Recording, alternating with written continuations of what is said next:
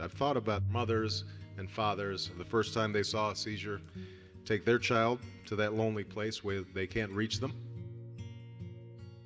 I've thought about the pain and helplessness that goes along with watching a child you love, a child whose happiness you live for, struggle with a disease that mom and dad can't fix.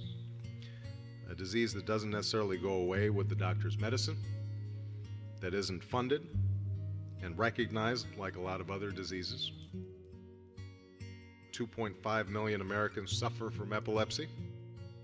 Epilepsy affects more Americans than Parkinson's, multiple sclerosis, muscular dystrophy, and cerebral palsy combined. It still receives far fewer federal research dollars than any of these diseases. How do we find a cure? How do we get there when too many policymakers and too much of the public still think that epilepsy is an inconvenience rather than a serious and possibly deadly disease?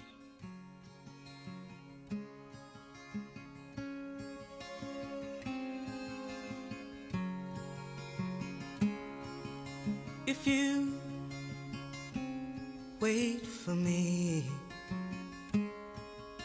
then I'll come for you. Although I've traveled far, I always hold a place for you in my heart.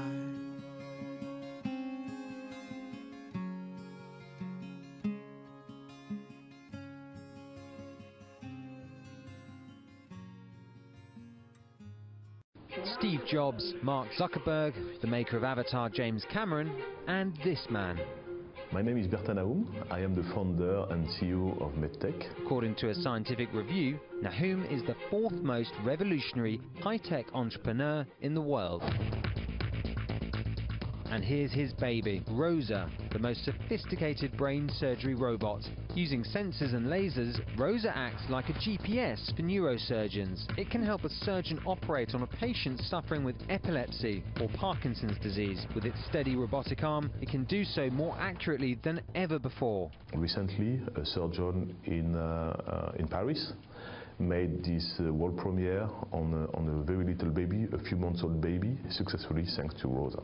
Technologies can also do things which are very important for everyday life, like saving people. Rosa is only 3 years old but has already operated on more than 1,000 patients in hospitals across Europe, the US and China. Her cost? More than $500,000. Yet MedTech has big expansion plans, with another robot, Rosa 2, being developed for spinal surgery. That's due to be tested as soon as next month on real patients. This market for surgical robotics is going to grow very, very fast in the coming years. So how does Nahum's technology compare with Zuckerberg's? Using the technologies like Rosa, you see patients being able to live a normal life at the end of the surgery. And I think this is maybe as important as Facebook. Tom Gibson, Bloomberg.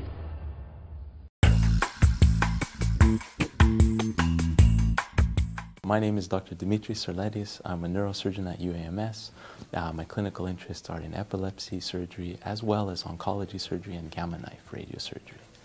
So the stereotactic robot, we call it ROSA, the company has named this device, is essentially a new innovation in the field of epilepsy and in neurosurgery in general. And this is a stereotactic robot that allows us to very safely implant specific electrodes into what we think is the seizure focus, and we try and capture a region around it to see where is the seizure spreading.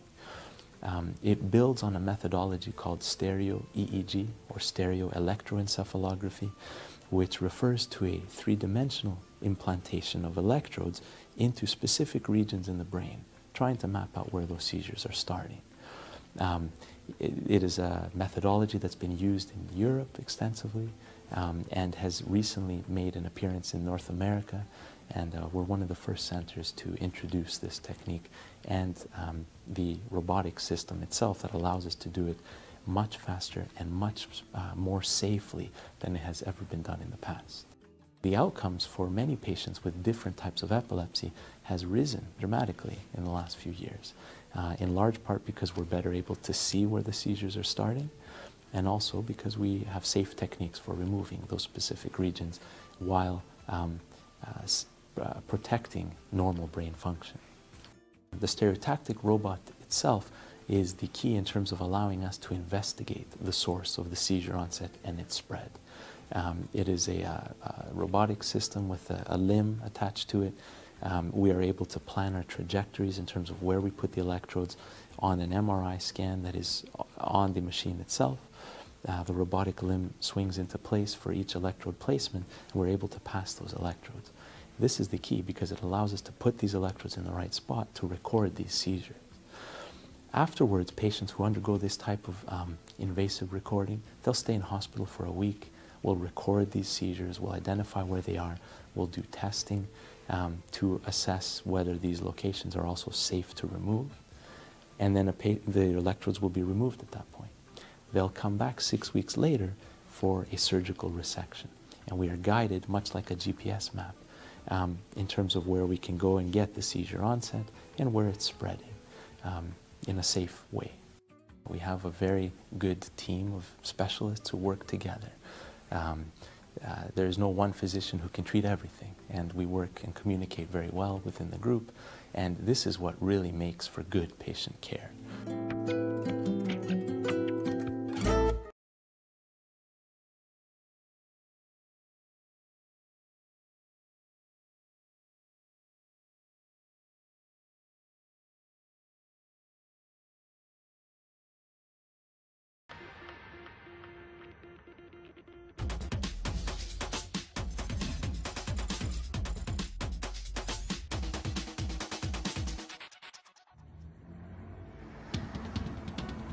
Although Africa has gone digital, with mobile devices and internet connectivity wiring the continent to a global ICT network, getting connectivity to remote African areas is still a challenge. Rough terrain and lack of infrastructure often mean that the installation of telecom cabling is expensive and in many cases impossible.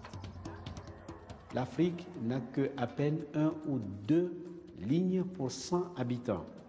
Pour creuser, ça coûte très cher et l'Afrique est en retard. Il faut un déploiement qui permet de faire quasiment l'équivalent des fibres optiques dans l'air.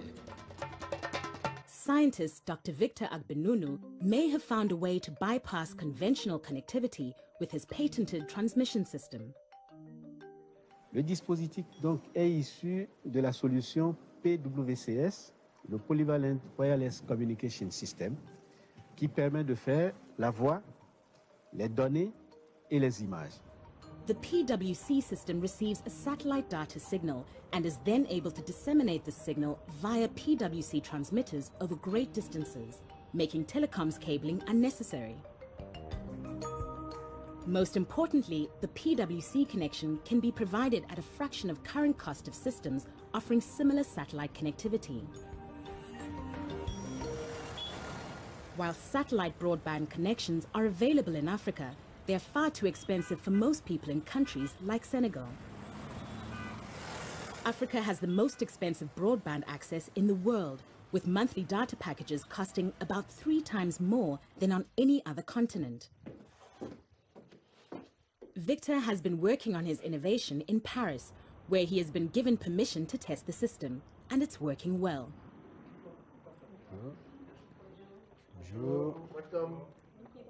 He has brought together a group of African scientists who have funded the research and development themselves. They are determined to offer the service to Africans at either low or no cost. Nous, notre groupe que nous constituons, a des produits avec la finalité de l'usage et de l'utilité. D'abord, pour l'Afrique, si demain ça peut servir pour d'autres, il n'y a pas de problème. Qu'on est venu comme moi, comme les amis, tout ça d'Afrique, de quoi on a souffert, on est les mieux placés pour pouvoir définir et concevoir le produit. Victor and his team realized that providing a data connection was not enough, as many of the people who stand to benefit the most don't have access to computers or even electricity. Their rollout strategy is to focus on schools. C'est le kit élève. À l'intérieur, nous avons donc la tablette. So the tablet would be powered by the solar power panels that you have installed into the backpack that every child would have. Oui, c'est ça. An extension of the PwC innovation is a solar-powered educational kit called Retisse, bringing hardware, software, data connection and solar power together.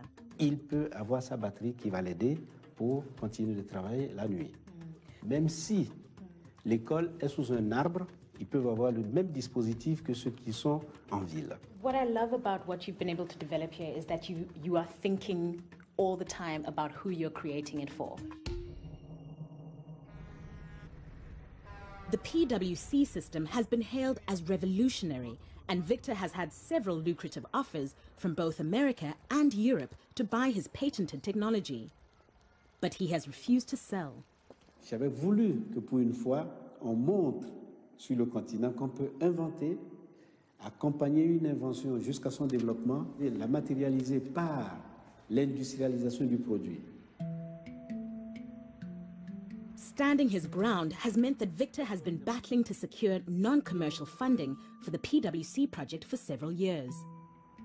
Used to paying top dollar, some African institutions have been skeptical of its functionality and have questioned if something so cheap could actually do the job.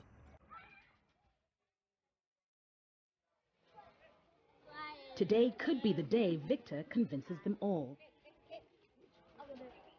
After months of negotiations with the Senegalese government, he finally has permission to pilot the system at schools in Dakar. Dignitaries from across Senegal have gathered at this elementary school, where Victor will demonstrate the Retisse system here for the first time.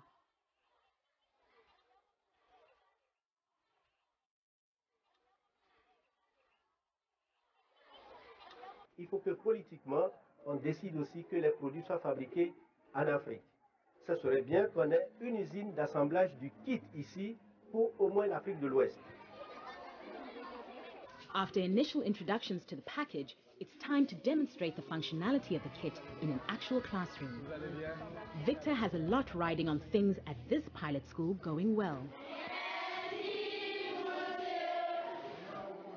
Aujourd'hui, pour venir à l'école, vous tenez vos sacs comme ça au dos. Et je vois déjà pour une petite fille comme celle-ci, ce que cela pèse. Qu'est-ce qui pèse plus lourd? Bon, voilà. Dans votre sac à dos, vous avez quoi? Crayon, gomme, cahier, livre et tout ça va se retrouver dans votre sac électronique. Et quand vous allez à la maison, cette batterie que vous avez, vous allez la brancher pour continuer de travailler à la maison. Ils sont là pour vous donner une bonne éducation. Bravo.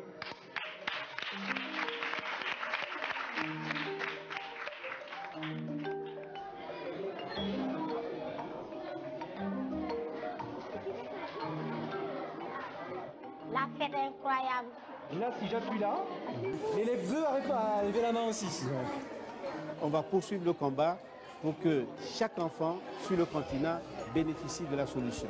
Merci beaucoup.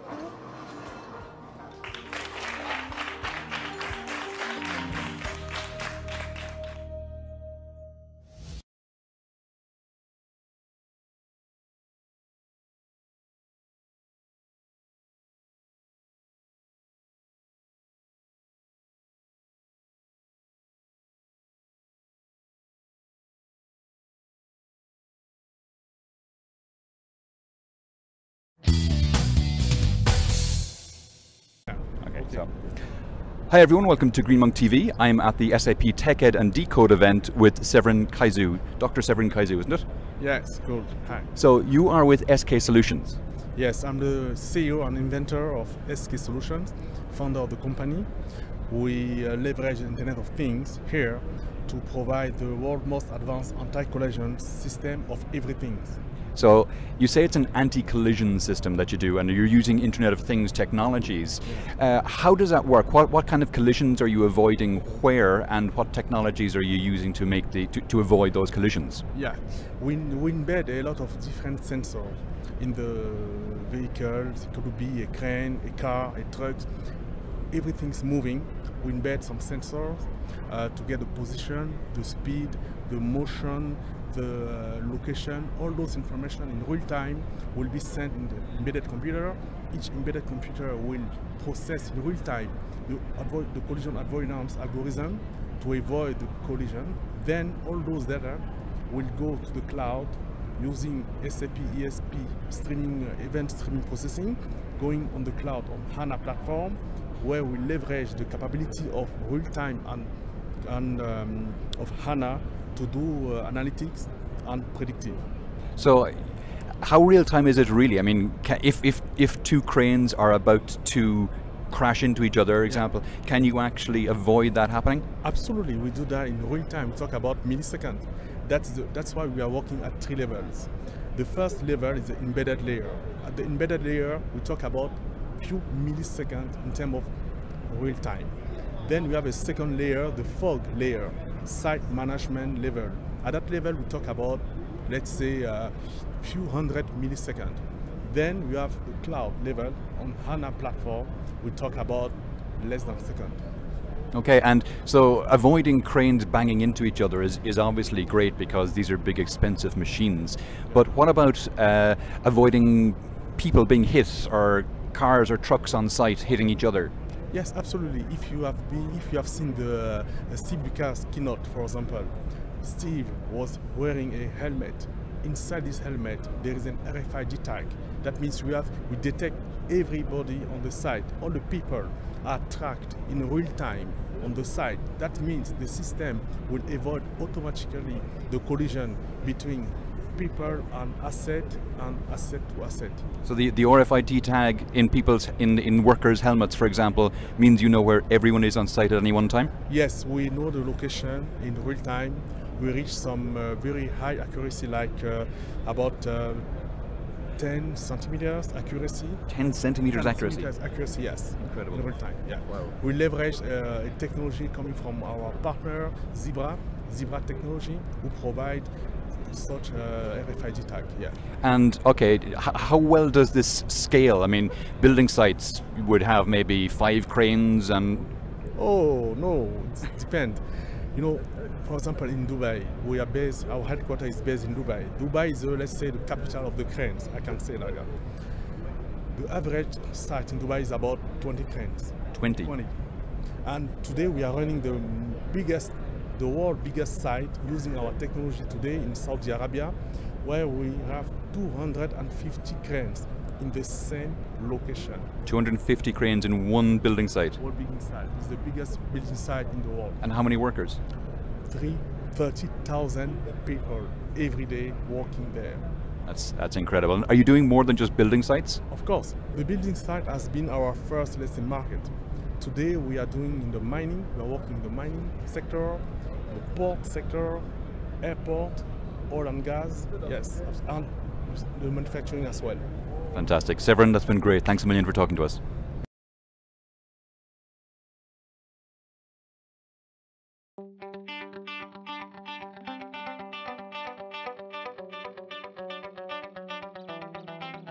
With its Navigator 3D anti-collision system, SAP partner SK Solutions specializes in building anti-collision systems for construction site safety and efficiency. Using the SK Asteroid platform solution powered by SAP HANA, SK Solutions technology monitors the position, movement, weight, inertia, wind speed, and direction of cranes and other equipment through a network of sensors. This data is then analyzed in real time by the SK Solutions Expert Decision System. This system assesses potential risks, thereby establishing a dynamic and temporal safety cocoon. The system then takes corrective measures via the automatic pilot controls on each piece of equipment, preventing clashes between the jibs in case of operator error. Let's take a look at the SK Asteroid platform. When you log in, you will see a Google World Map with icons. Each icon represents assets at a construction site. Sites are color-coded, and alerts are automatically sent when an event occurs. Clicking on the icon enables you to see the alert details. In this case, system parameters have been changed. From the world map, you can easily navigate to the country and then to the site. Switching to the dashboard, you can see live 3D displayed using the SAP 3D Visual Enterprise Viewer application. With the zoom, rotate, and move tools, the view is customizable. Any asset movement is updated in real time, and monitoring data will adjust accordingly. Sensors on the crane observe jib direction, trolley position, weight being lifted, hoist rope length, and wind speed and direction. When a potential collision is detected, the autopilot automatically takes over from the operator to avoid clashing. These robust monitoring capabilities ensure a complete crane management system.